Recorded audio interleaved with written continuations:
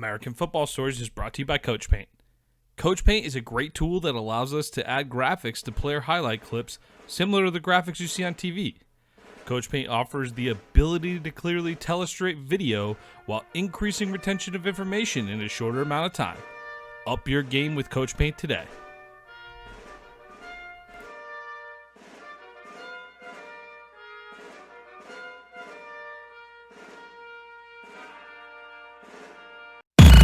What time is it? Game time! It's gonna be special. They gonna talk about this forever. Welcome to American Football Stories. Puts his head down, crashes and spins, and dives. Touchdown! Bringing together the many perspectives that make up college football in the NFL. Football is one of the greatest sports ever invented. From players and coaches. Believe, baby, believe, baby. Hey, we playing to win right here, fellas. To the front office and scouts. The public is finally beginning to catch up, but they don't even know half the truth. Us against the world, let's get it. Your hosts, Robert Parker and Nick Knudsen, bring you American Football Stories.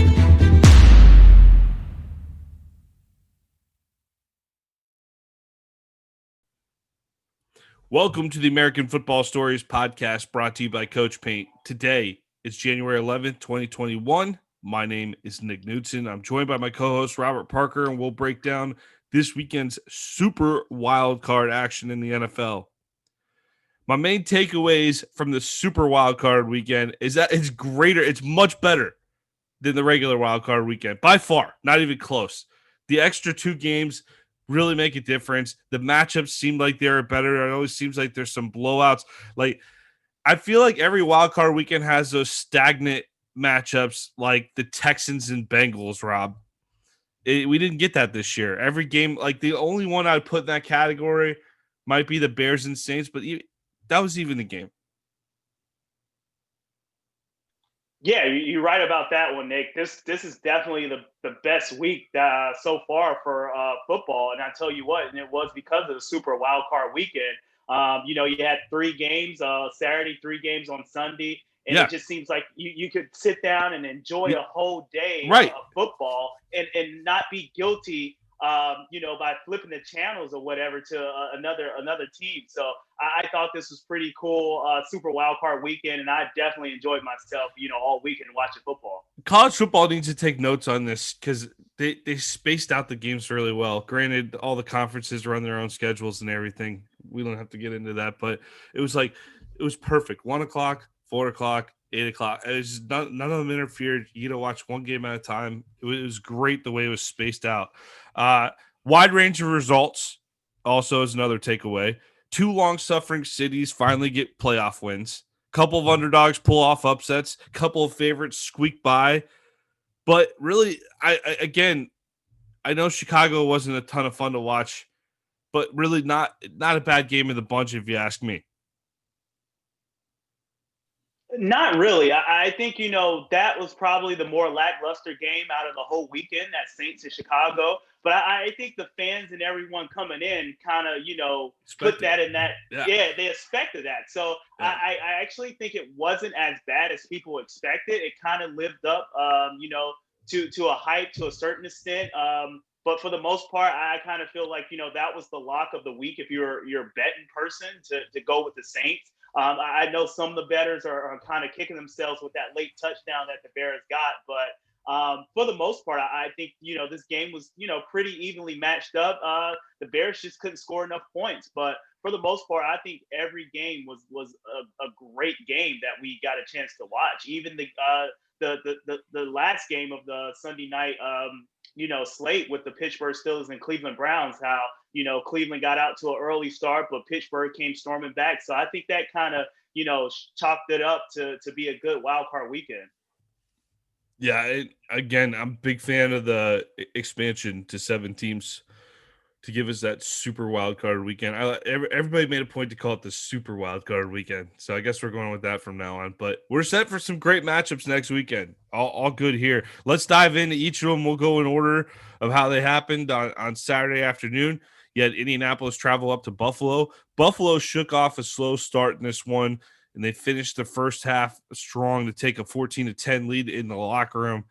America was treated to the Josh Allen show in this one. Third-year quarterback for the Bills, led them in rushing, in addition to throwing for 324 yards. And we saw like early season Josh Allen, the one I was worried about early in the season, to say, hey, I don't know if you could be running and flipping around and getting hit and flipping around and survive an entire season. It's playoff time, baby. Josh Allen doesn't care. He's putting his head down and getting those extra yards.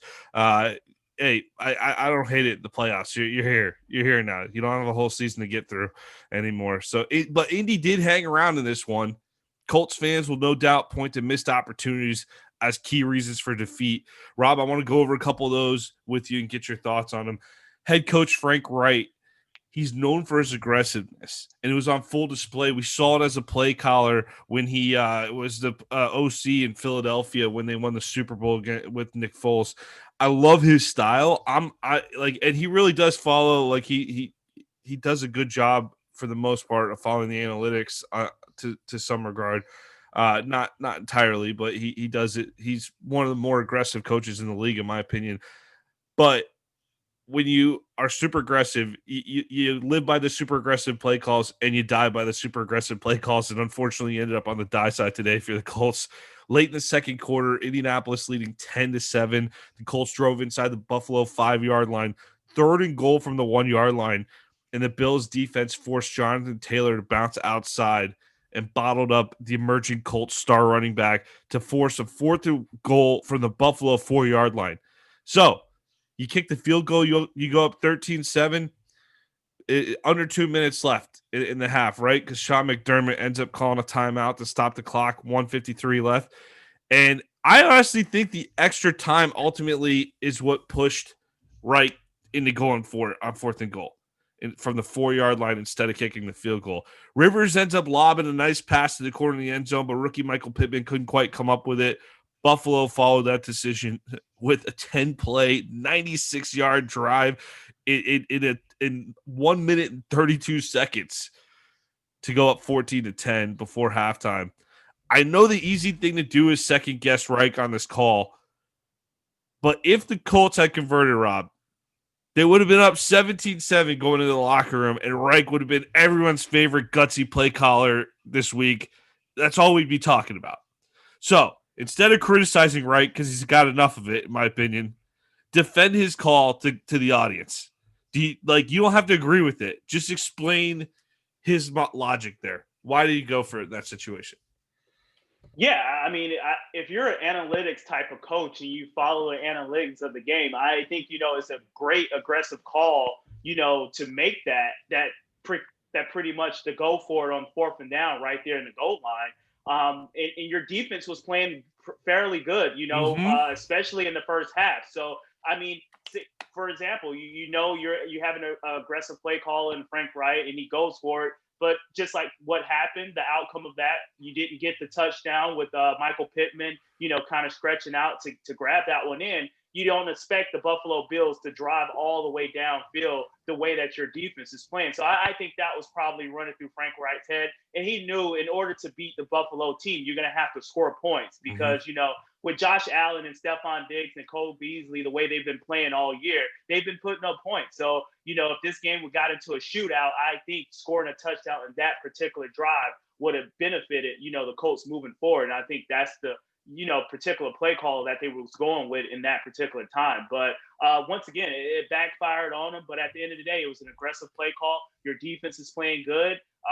You kind of figure like you had Josh Allen's number going into halftime, but he just kind of made some of those Josh Allen plays that we've seen that he's been making all year long. So it could have went either way. So just because they didn't get the touchdown, I don't want the criticism to fall on deaf ears. But once again, I think it was a great aggressive play call. Me personally, if I was the head coach, you never leave points on the board, especially in a playoff game.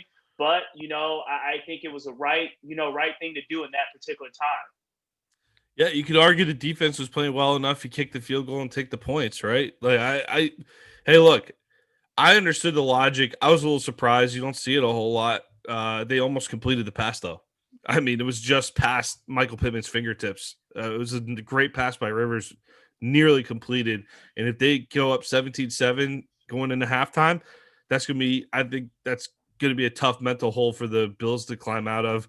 We saw the Colts play them tight down the stretch, but let's go over another missed opportunity if you're a Colts fan here. Rookie Rodrigo Blankenship out of Georgia misses a 33-yard field goal after it hit the upright near the end of the third quarter. The crucial part about that miss to me was it came on the heels of a 14-play, 60-yard drive in which Rivers and company chewed up 7.5 minutes of clock. You got to make that pay off. For a 33-yarder, are you kidding me? So it would have also answered Buffalo's field goal on their opening drive in the third quarter too. Instead, Indianapolis comes up with a blank. Buffalo goes down the field, scores a touchdown, pushes the lead to 24-10.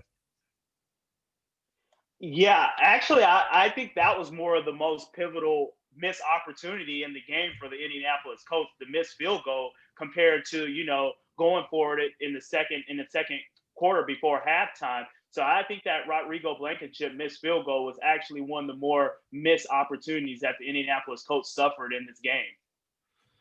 All right, Indianapolis, they ultimately score another touchdown to go. They're down 24-16. They go for two. They missed a 2-point conversion. I was a little confused by that call. I think we saw the Jaguars do the same thing a few weeks ago in the same exact score situation. Why are you going for two there, Rob? I know people are saying it's analytics based, but like, why not, like, when it's 14-6 and you score the 6, go for two in that situation? Is it more of a time of the game thing? Or like, that's been an odd thing I've been seeing a couple times this season. Yeah, that's another thing that's been coming up from an analytics type of standpoint when it comes to going for two. You want to go for two earlier in the game rather than late in the game because at least give you a little cushion. But you didn't need to, like, though. You didn't need to. Yeah, It's 24-10. And that's another thing that you get these coaches who base their logic on an analytics standpoint, and sometimes they kind of overthink things a little bit. So the easiest thing will be to just kick the extra point and not go for two. But you have these aggressive play calls, and you have these coaches who think a little bit differently. So that's the result that you get going for 2-point conversion in that particular juncture of the game. We have to do an analytics study in the offseason because that's a call that's come up a few times, and consistently they're going for two in those situations. I don't understand it though, in that, because you're down by 14. Just score. You just need two touchdowns, and it's not like even if you convert on both of those 2-point conversions from 10, you got 26. So it's not like you're like making up a field goal or anything like that. You're only making up a couple extra points, right? Like, so I really don't understand that at all. So I would like to understand that from a justification standpoint, from the analytics standpoint there. But Indianapolis adds another TD late after they're down 27-24. They actually got the ball back with one last shot to tie the game with a field goal, down 27-24. And Rivers would drive the Colts to midfield, but the drive stalls out there, gives the Bills the first playoff win since December 30th, 1995. Before I get into my question, one quick one for you, Rob. Was that a fumble that they reviewed? I thought it was. That was definitely a fumble in my opinion. I just thought, Zach Pascal, he made the catch. No one touched him. He actually got up, and all of his body parts were off the ground. And then, Jordan Poyer just come in with the script, and they come up with the ball. But for some reason, said he was down by contact, which I just didn't see that. Yeah, I'm with you. I'm with you. I thought he got back up on that, but whatever. The call's the call. So I also didn't like that the Bills had to call.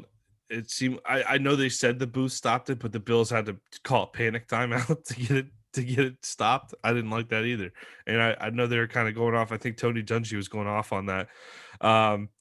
Overall, I thought the Colts could be game in this one, so it didn't shock me to see them push Buffalo. But as we've seen from the Bills this season, in the second half of the season in particular, they stepped up, they answered in the right moments. The playoffs are about survival and advance, not about pretty victories, right? But did this close call raise any red flags about the Bills being a top challenger to the Chiefs in the AFC, or just simply finding a win build confidence in this Bills team for you going forward?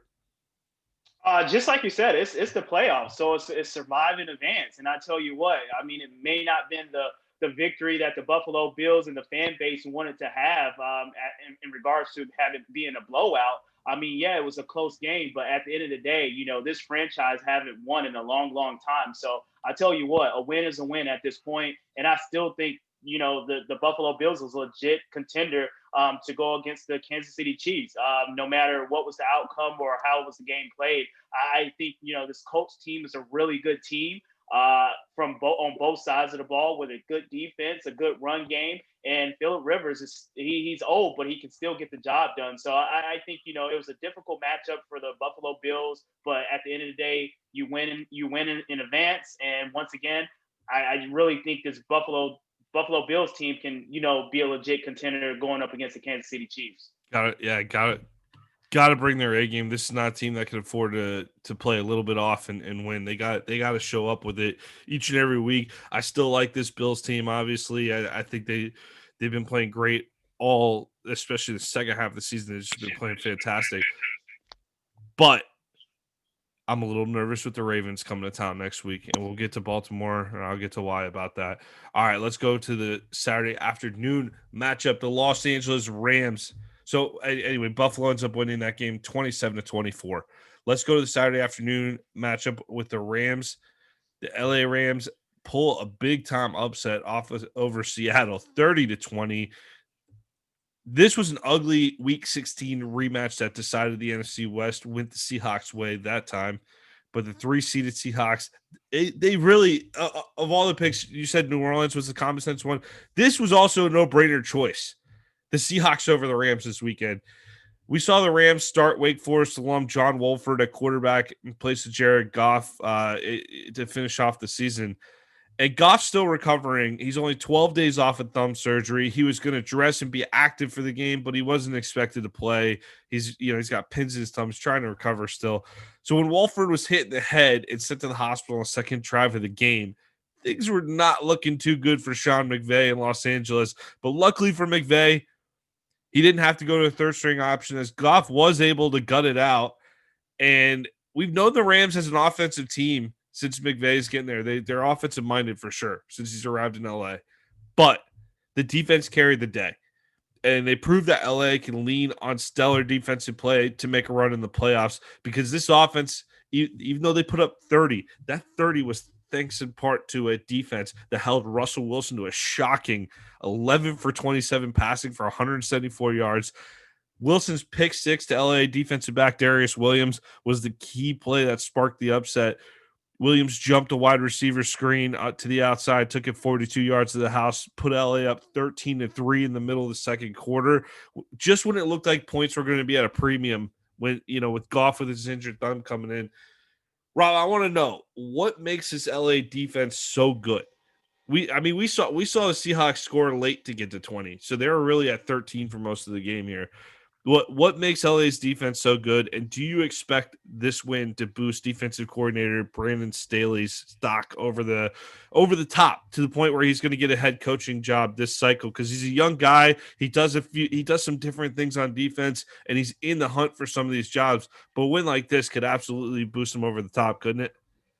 Yeah, I think you're right about that, Nick. A win like this can definitely boost him over the top to get a head coaching job. I just don't see him getting a head coaching job within this cycle. I think he has a couple more years under his belt. But, a win like this and shutting down Russell Wilson and the Seahawks offense the way they did, I think it definitely boosted his stock moving forward. And just like you said, this Rams defense is probably one of the best defense we've seen in the last couple years. And one of the reasons why they're so difficult is like they have a playmaker on all three levels of the ball. I mean, they have a playmaker in the trenches on the defensive line. They have a playmaker at the linebacker position, and we already know they have the top cornerback in the NFL and Jalen Ramsey on the outside. So when you have those pieces working and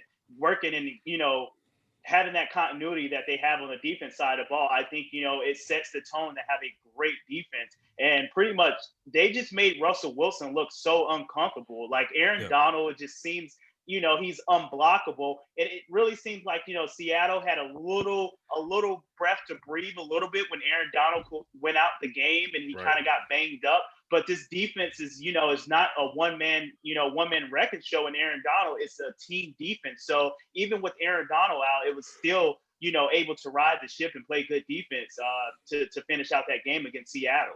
Yeah, and we talked about the pick six being a critical play. Middle of the fourth quarter, Seattle fumbles the LA punt to give the Rams prime field position. Goff and the offense convert, go up 30-13, and really pull off a pretty stunning upset. We for most of the season we consider Seattle to be one of the top contenders in the NFC. So for them to get first rounded at home by a banged up Rams offense, pretty shocking. So LA advances, but they get rewarded with a trip to Lambeau. So it'll be fun to see California Sunshine go out to Green Bay next weekend. Tampa Bay gets a 31-23 victory over the Washington football team. We've said it all year. Washington does not play a pretty brand of football, but they know how to fight. And quarterback Taylor Heineke, he filled in valiantly for Alex Smith, who was injured, and gave the football team a fighting chance against at beating Brady here. But the Buccos, they stay one step ahead all night. Tom Brady broke another NFL record in the first quarter of his playoff debut at Tampa by hitting Antonio Brown for a 36-yard touchdown pass, becoming the oldest quarterback in NFL history to throw for a touchdown in the postseason. Did you see the photo of young Tommy standing next to old man George Blanda? Same age, but you'd never guess it looking at the two. Yeah. That was definitely hilarious right there. But Brady, once again, he's the GOAT for a reason. It really seems like, he's in playoff mode right now, and he knows the magnitude of the situation. So even though the Washington football team came out and played an exceptionally well game, I think, they played very well on both sides of the ball. I know the talk of the town coming into the game was, Chase Young versus Tom Brady. But once again, I don't think it's so much that one player can do against this Tampa Bay offense that has so many weapons. You got Mike Evans, you got Chris Godwin, you got Antonio Brown, Scotty Miller. I know the one interesting component that didn't actually play was Ronald Jones. I know he had like a quad injury before the game. So he was a healthy, not a late scratch going into that game, and Leonard Fournette was the lead back. So I thought that will kind of, take a turn and make the game a little bit closer. But once again, Tom Brady is just in TB12 mode, and it really seems like he's trying to get another Lombardi. So great effort for Washington. But once again, this Tampa Bay team is really clicking on all cylinders right now. Yeah, I mean, you said it. The offense we've seen over the last month, they've been playing with another gear. Brady goes for close to 400 yards, 381, 2 touchdowns. Mike Evans, 119 yards receiving on a bum ankle. Tampa leaned heavily on Leonard Fournette, though. And we've seen Fournette have an up and down role in this offense, but with Jones out, you got Leonard Fournette backing the guy up. So he runs for 93 yards on 19 carries. Fournette chewed up clock late, came through with some key runs late to help give the Bucs a workman-like 31-23 victory in our nation's capital. Good solid win for Tampa Bay. I like this Bucs team, and this was a nice warm-up game. I thought they played okay. They definitely let up in some spots. But they're about to head to the one place they were probably looking to avoid for as long as possible. They probably won't ever admit it, but New Orleans smoked them twice. And something tells me that even though this Bucs team is good enough to get through, I think they're absolutely good enough to get through the NFC and win the Super Bowl. But I'm not totally confident with this matchup. So how confident are you that we'll see the Bucs get through the NFC? And how you feeling going into this matchup with the Saints next Sunday? Honestly, I'm pretty confident in the Tampa Bay Buccaneers matchup. I know we've been talking all season. It kind of seems like, the New Orleans Saints is the one team that has their number. But I tell you what, it's kind of hard to beat the same team 3 times in a row. And with that being said, I just think Tampa Bay and Tom Brady is dialed in. You haven't heard the talk of, him and Bruce Arians kind of being off with the play calling and everything that's been going on the offense side of the ball. I think his defense has been playing a little bit better, is getting a little bit more healthier week in and week out. And it really just seems like these weapons are flourishing, especially when you add Antonio Brown into the mix. And I don't know if Ronald Jones will be back. I mean, they said it's a quad injury, but if he's able to go, I think that just adds more fuel to the fire on the offense side of the ball. So I actually think, Tampa Bay might come out victorious in this one in their matchup with the Saints. Woo! You're a lot more confident than I am. I thought that there's no way they would let them smack them around a second time in Tampa last time, and New Orleans just did what they wanted. But you could chalk that up to a bad game, but they had two bad games against the Saints this year. So if I'm a Bucs fan, I'm nervous as hell going into the weekend. I'm not excited. I would have been I would have not been happy seeing the Seahawks get upset because I think the Packers, they were a better matchup for the Bucs. But I'm sure Tom Brady's happier to be playing inside of a dome than he would be Lambeau Field. So I'm sure they're not complaining too much about that part. Baltimore, another upset this weekend on Sunday afternoon. Baltimore goes into Tennessee, gets a 20-13 victory over the Titans, but it didn't look like that at first. Tennessee runs out to a 10-0 first quarter lead. AJ Brown's putting on clinic in the end zone, and Lamar Jackson throws an interception, sets up a quick field goal, but it was all downhill after that for the Titans. The real difference in the game here, Baltimore thoroughly controlled the trenches on both sides of the ball. Jackson threw for under 200 yards, but we saw this Ravens team look much like the Ravens in 2019 and last year's MVP. He rushed for 136 yards and a touchdown.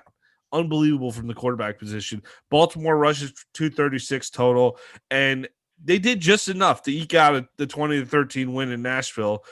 But when you hold Derrick Henry to 40 yards rushing, that's gonna bode well for you against the Titans. Listen to this, Rob. Last playoffs, Derrick Henry goes up to Baltimore in 2020 playoffs, runs for 195 yards on the Ravens, only gets 40 on this game. Unbelievable effort. In addition to shutting down Henry, though, Baltimore also kept Ryan Tannehill firmly in check. The Titans quarterback should have been able to take advantage of the Ravens keying in on Henry, but he was only able to throw for 165 yards. So Tennessee, this was with all the ball staying on the ground. There's a lot of clock being chewed up on each drive. There wasn't too many drives on this game. So after Tennessee's field goal to go up 10-0 in the first quarter, the Titans only had 6 possessions the rest of the game. Here's how they went. 4 plays, 4 yards, punt. 3 plays, -6 yards, punt, halftime. Second half, 6 plays, 20 yards, punt. 7 plays, 51 yards, field goal. 5 plays, 18 yards, punt. 6 plays, 16 yards, interception. Rough. We even saw Mike Vrabel get into it on the sideline with Derrick Henry.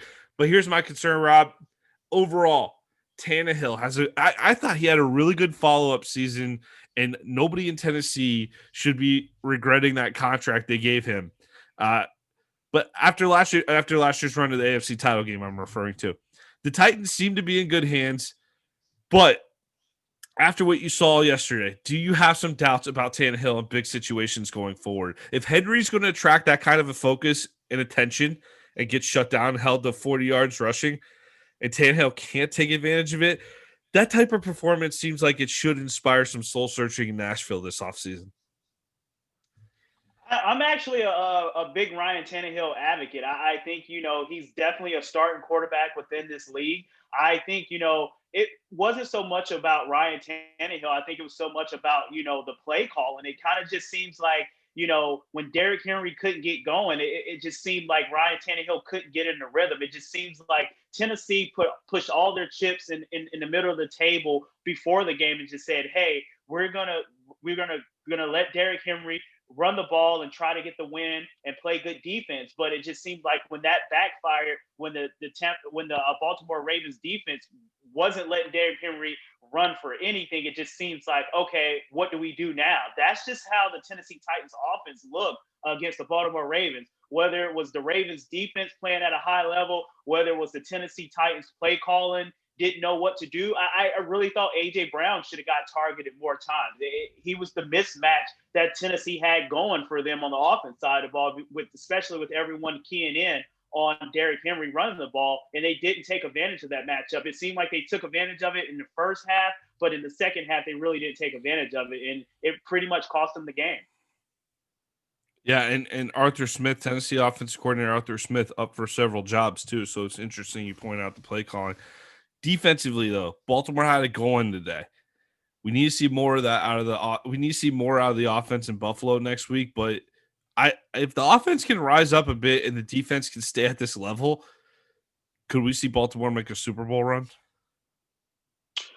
We can, but I tell you what, it's definitely going to take a little bit more from Lamar Jackson. I mean, I just don't see Lamar Jackson going 17 of 24 for 179 yards, no throwing TDs, and one interception. I just don't see that performance winning a Super Bowl. And I mean, if you're the Baltimore Ravens, if your defense is going to play like the Baltimore Ravens of old when they won the Super Bowl with Trent Dilfer at quarterback, then yeah, you can win a Super Bowl. But I just don't see that level of defensive play out of this particular Baltimore Ravens defense. And if you come up against, Patrick Mahomes and that Kansas City Chiefs, you're going to have to put points up on the board. So I think you're right to a certain extent where if Lamar Jackson and this offense can put a little bit more points up on the board and this defense kind of kick it up a little bit, they are a viable contender to win the Super Bowl. But I just don't see it moving forward, especially with, Lamar Jackson throwing the ball downfield.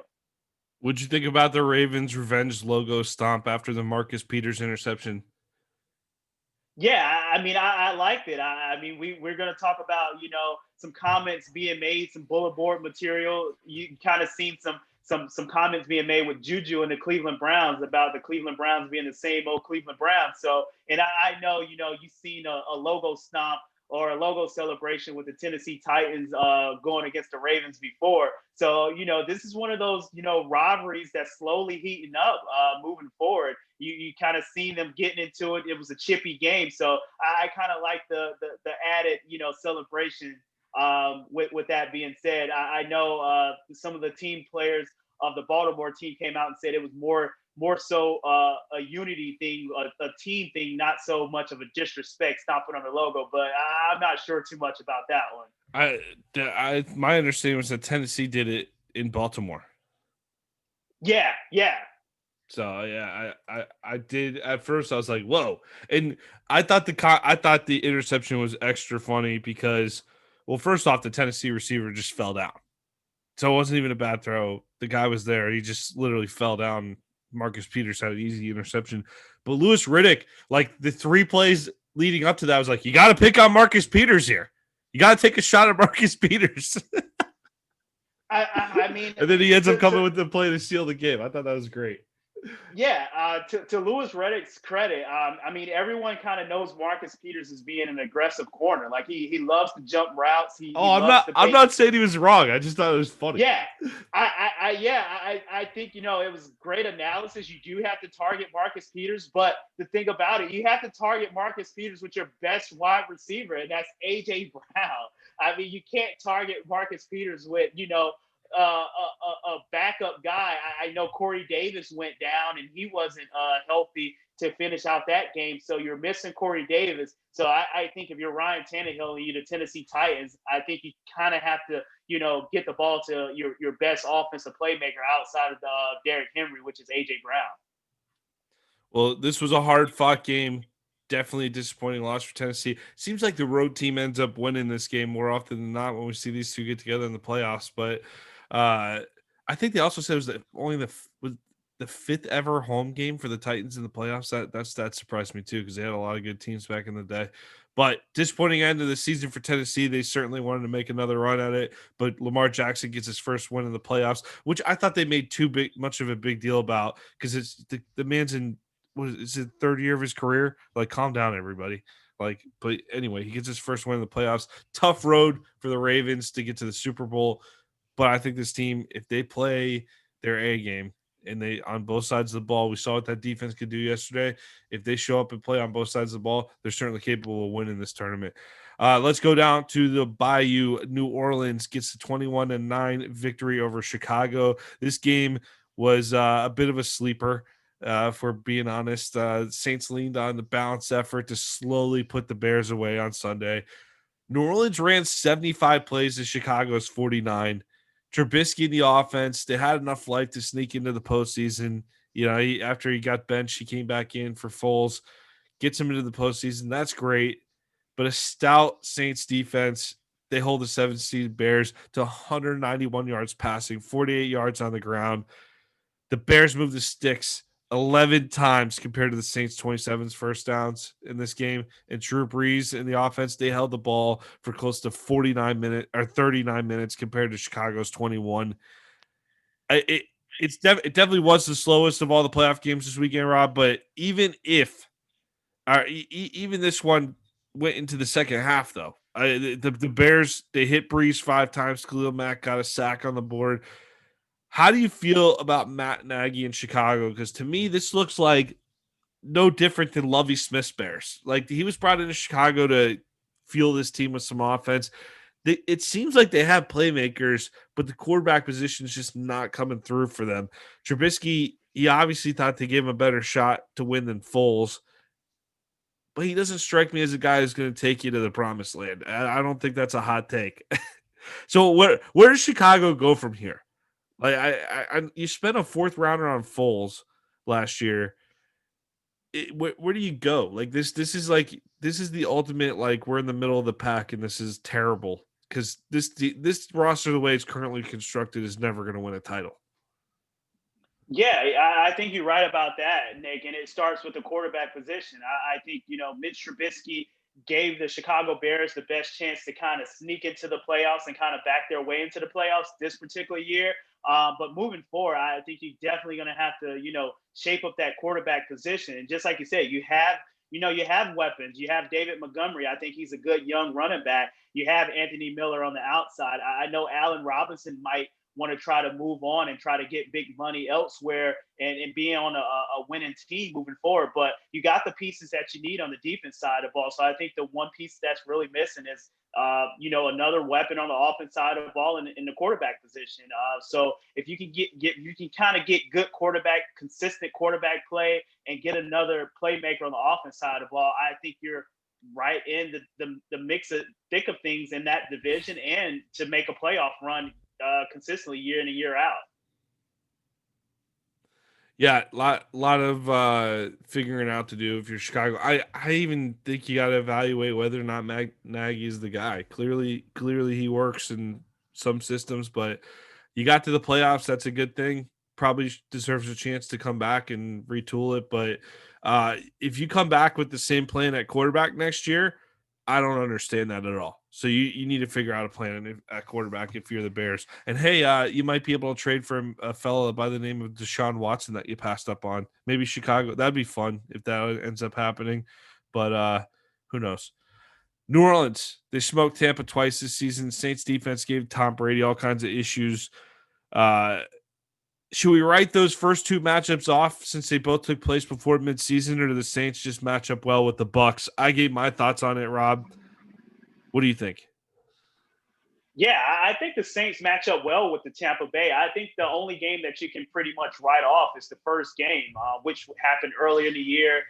Tampa Bay really didn't have that continuity that they have now. It kind of seemed like Tom Brady was kind of filling things out. The defense was kind of playing better than the offense. Right now, it seems like the offense is playing better than the defense, which, that's the side of ball that you're going to need playing well to beat the New Orleans Saints, especially because the Saints can put up points. So I think I like the matchup for Tampa Bay moving forward with the Saints, and I think they can get the win, especially the way that, this Tampa Bay offense is playing right now.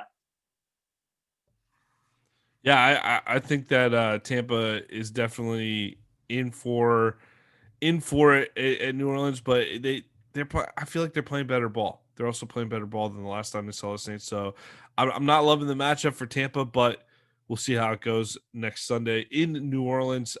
Cleveland on the Sunday night matchup. Cleveland, sweet Cleveland, goes into Pittsburgh where they virtually never win. And they pull off a 48-37 victory over the Steelers. Even looking at the score, I couldn't believe my eyes when I watched it. And I can't believe it now. I slept on it, woke up. Was that a dream? No, it's not. Okay, moving forward. If you're looking to track down the last time the Browns won a road playoff game, December 28th, 1969, Cleveland beat Dallas 38-14 in the Cotton Bowl for the Eastern Conference title in the NFL. This was before the merger. They sent the Browns to the NFL championship game where they would fall to Bud Grant's Purple People Eaters in the Minnesota Vikings at Minnesota. The head coach for the Browns, Blanton Collier. The QB, you guessed it, Bill Nelson. The wide receiver court, they were led by Gary Collins and Paul Warfield. I mean, if you're a Cleveland fan, you know all these names, but if you're not, you might have only heard of Paul Warfield there. Well, Baker Mayfield and the Brownies, they finally had enough, and Cleveland playing in their first playoff game since 2002. They put the memories of the Nixon-era Browns to rest as the COVID-stricken Cleveland roster, missing both starting corners, starting guard Joel Bitonio, big time missing him on the offensive line. Multiple coaches, including head coach Kevin Stefanski. They used a 28-0 first quarter start to hold off a second half run by the Steelers to win 48-37. Cleveland's first playoff win in general since the 1994 wild card playoffs, when Bill Belichick was coaching the Browns still. This sends the Browns to Kansas City, face the Chiefs next week. But for this game itself, the Steelers and Browns seemed to trade fortunes, didn't they, Rob? What happened on the first snap of the game? Yeah, I have no clue. It really seemed like, Pouncey kind of like overshot Big Ben, which is kind of hard to do, being that Big Ben's in that 6'4", 6'5" category as that quarterback, one of the taller quarterbacks in the NFL. But it really just started off bad for the Pittsburgh Steelers. But it really just seems like, Cleveland and the Browns team kind of used everything, all the outside noise to kind of, ride the ship. And it seemed like that's what they did. They had all the excuses that they could have had if they would have lost this game. Kevin Stefanski, he was out. He couldn't coach due to COVID. They haven't practiced in like 2 to 3 weeks. Everything was virtually for the most part because of the COVID outbreak within the facilities. Just like you said, they were down their starting guard. They were down 2 starting cornerbacks. So it seemed like Cleveland had all the excuses that they need to make if they was going to go out and lose this game. But Baker Mayfield and the group rolled the ship. They leaned on the running game, and Kareem Hunt and Nick Chubb. Jarvis Landry got going. We know what he can do. So this Cleveland Browns defense came up with, multiple interceptions off Big Ben. So it really seems like Cleveland Browns, just like you said, switch roles with the Pittsburgh Steelers. It seems like Cleveland was the more physical team. It really seemed like, Pittsburgh Steelers was like a deer in the headlights. They didn't know what was going on, especially getting down, with 28 points in the first quarter. So let's go over that first quarter, because that's what defined the game. Pouncey snaps it over Big Ben's head. Ben and James Conner were both on that ball, 1 yard line. James Conner goes down for the ball, so Ben just lets him, doesn't go down for the ball, because why do 2 of us need to go down for it? But James Conner goes down, misses it, kicks it into it gets kicked into the end zone, and the Brownies recover in the end zone to go up 7-0. On the next possession, Roethlisberger threw the first of 4 interceptions. Cleveland cashed that in with the touchdown to go up 14-0. Punt on the next possession led to another Browns touchdown, 21-0. Then Big Ben comes back. He throws another pick. I mean, at this point, it's like, what is happening? Like, it was shocking to watch. But that leads to another Cleveland TD, and the 28-0 cushion. It was such a big lead that I'm going to call it Cleveland proof. Not even Cleveland could screw that up, even though they tried. It was so big that the Browns, they couldn't even blow it, but they certainly tried. They made you nervous for stretches there. 5 turnovers if you're the Steelers. You only lose by 9 points, right? Tough loss to swallow as a Pittsburgh fan. But there were signs of sloppiness down the stretch of the season. And at some point, I love Mike Tomlin. I hold the guy in high esteem. But if I had to nitpick this organization, you have to question, does Tomlin get the most out of the talent? Does he maximize the results with the talent he has in Pittsburgh? It always seems like they have some major issue cooking on either offense, either the defense can't stop anybody, or we're not running the ball, or this or that. It's you always wonder why, because they got all the pieces in place really to make a run every single year, and it's one of the most stable organizations because they don't react emotionally and make coaching changes all the time. So I know it's not Pittsburgh's nature to do this, but at some point his time is going to be up with the black and gold, and he'll get another job in 5 minutes, right? Like, he's got the Super Bowl on the resume, certainly playoff, tons of playoff appearances, lots of playoff wins. Guy will get a job in 5 minutes. But do you think it's time for another voice in the Pittsburgh locker room and take this thing in another direction? Maybe clean up a few of the things here or there. Like, maybe things have gotten stale.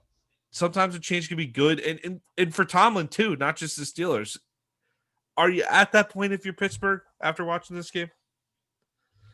I definitely understand, the sentiment that you're throwing out there in regards to Mike Tomlin and the same old coach and Mike being stale and a new voice. But at the end of the day, I think this game was more so about Big Ben Roethlisberger than any coaching decisions. I know we're questioning Mike Tomlin over the course of this year, and especially in that game. One particular time where it's 4th and 1 and you punt the ball back and you're down, you need to go for it. So I think that was definitely a questionable decision from a head coaching standpoint. But once again, I just don't see too many teams winning playoff games if your quarterback is throwing 4 interceptions. I think he ended up with 5 interceptions. Four. Big Ben, Four. four interceptions, Five turnovers with the fumble. Yeah. So five turnovers total, but 4 interceptions. I just don't see too many teams winning when your quarterback throws that many interceptions and giving another team the short field, even if it is the Cleveland Browns. But it really just seemed like the writing was on the wall for this Pittsburgh team in the last 4 weeks of the season. They kind of lost some big time pieces on the defense side of the ball, and Bud Dupree. I know Joe Hayden was out last night in the last night's game. You had some other players, defensive players. Devin Bush went down early in the year. He was out for the season. So just like you said, this Pittsburgh team seems like they have all the talent that they need on both sides of the ball, but it really seems like they can't put it together. I know it's been talk about Big Ben retiring or coming back. I know he has another year on his contract. So I think you kind of have to wait to see how that plays out. But once again, if it's going to be a rebuild with no Big Ben and no Juju Smith, I know his contract is coming to an end. His rookie contract is coming to an end. So if you're going to do a rebuild, then maybe you move on from Mike Tomlin. But just like you said, the reason why the Steelers are the Steelers is because they have that continuity with the front office and the head coaching. So I don't see the Steelers moving on from Mike Tomlin anytime soon. Well, that's kind of what gave me the thought. You brought up the major point, which Pittsburgh's offseason will hinge upon, is will Ben Roethlisberger return? And I know as a competitor, when you lose, you sit there and you can stare off into space for 20 minutes and you don't want to see anyone or talk to anyone. You just need to be in your own head for about 20 minutes and collect your emotions and everything. And I'm sure that's what Roethlisberger was doing on the bench. But did that look like a guy who was seriously considering whether or not it was his last game last night? It looked like it did to me. Yeah, it looked like it did to me, but I mean, we've been down this road before where we've seen Big Ben saying, "Hey, I'm going to retire. Oh, never mind. I decided to come back for another year. Oh, no, I don't think I can. I don't want to play anymore. Oh, you know what? I'm gonna come back." So we've seen this with Big Ben at least the last 4 years or whatever. I think if his body can hold up and he's in good physical condition, I think he comes back for another year. But if not from a physical standpoint, if his body is breaking down, which that's what we've been seeing the last couple of years, is his body's kind of been breaking down all the hits that he suffered over the course of his career. I think they have one more shot at it. But I think the offseason is gonna, depending on what the Steelers do in the offseason, is going to depend on Big Ben moving forward. I'm with you. I think this team, they've accomplished enough to give this group one more shot at it. But I'm very much looking forward to Pittsburgh drafting Kyle Trask and Kyle Trask getting a season of mentorship from Ben Roethlisberger next year. Yeah, I think if you're the Pittsburgh Steelers moving forward, you're definitely going to have to draft that heir apparent Ben Roethlisberger. I think, one of the reasons why the Steelers have been so consistent is because of the quarterback play of Ben Roethlisberger. The one reason why, New England Patriots have been so consistent is because of the play of Tom Brady. You can say the same thing down in Green Bay with Aaron Rodgers. So when you have that staple franchise quarterback, your franchise is going to be in good hands. But it kind of really seems like it's coming to an end with Big Ben. And I'll tell you what, his receivers didn't help him out. The last 5 weeks of the season with all the drop passes and everything too. So I know Big Ben is getting a lot of flack because of the interceptions, but I tell you what, those dynamic receivers that everyone talk about on the outside hasn't been making plays for him as well. Well, either way, tremendous upset by the Browns. City, Cleveland, they got to be rocking after that game. I mean, historic. Absolutely ton of fun to watch. They go to Kansas City next week. And hey, Ohio State has a chance to win a national title on Monday night as well.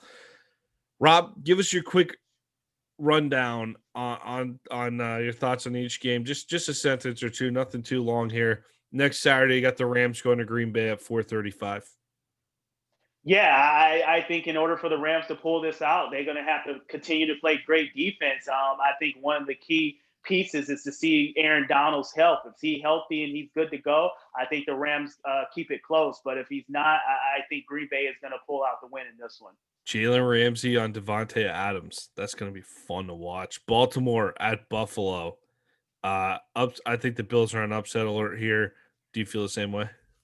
Yeah, I'm right there with you. I just think Lamar Jackson is going to have to, at some point, he's going to have to throw the ball downfield to kind of loosen up, the defense, because I think, this Buffalo Bills defense, I think is a little bit better than this Tennessee Titans defense. So I don't think Lamar Jackson will be able to run as fluid and frequently as he did against Tennessee. So I definitely think Buffalo is on upset alert, but Lamar Jackson is going to have to take that next step as a quarterback to throw the ball downfield to kind of loosen up that defense. But I think Buffalo kind of squeaks by and get a win. That's at 8:15 on Saturday night. On Sunday afternoon, 3:05, the Brownies go to Kansas City. Cannot wait to watch this game. Not sure how good it's going to be, though. You jumped out to that 28-0 lead and barely held on in Pittsburgh. You're going to need to score about a half 100 to have a shot against the Chiefs as well. Yeah, either score half 100 or play time of possession football and keep the Kansas City Chiefs off the field. And I tell you what, I think Kareem Hunt is going to come in this game with the extra incentive, especially with him, getting released from the Kansas City Chiefs. I think he comes in with a chip on his shoulder. He runs hard, and we know what Nick Chubb can do. So if Baker Mayfield can limit the turnovers, I think this is going to be a closer game than what most people expect. Backfield is so good for Cleveland. Man, Chubb, just watching him run every single week, he never ceases to amaze me. He had some great runs at Pittsburgh in this one. All right, the Bucs go to New Orleans at 6:40. This is definitely one. This will be eagerly anticipated. I think the NFL laid out the schedule perfectly. I'm very much looking forward to watching that game. You know how I feel about this one. I'm worried about the Bucs. The Saints seem to have their number. They seem to match up well, but hoping for a good game. Yeah, I mean, just like I stated earlier, it's hard to beat a team 3 times in a row, 3 times in the same year. I just don't see it happening. I really think Tampa Bay and this offense has built a lot of continuity over the last couple of weeks, and I think Tampa Bay and Tom Brady comes out and get the job done. I think they place the emphasis on stopping Alvin Kamara, and they someone else is going to have to beat them. But I think Tampa Bay comes out fired up in this one. Well, this was the super wild card. I have to get that right, man. This was the super wild card weekend recap for the NFL. We appreciate you listening to the American Football Stories podcast, and we'll send you out with a word from our sponsor, Coach Paint. American Football Stories is brought to you by Coach Paint. Coach Paint is a great tool that allows us to add graphics to player highlight clips similar to the graphics you see on TV. Coach Paint offers the ability to clearly telestrate video while increasing retention of information in a shorter amount of time. Up your game with Coach Paint today.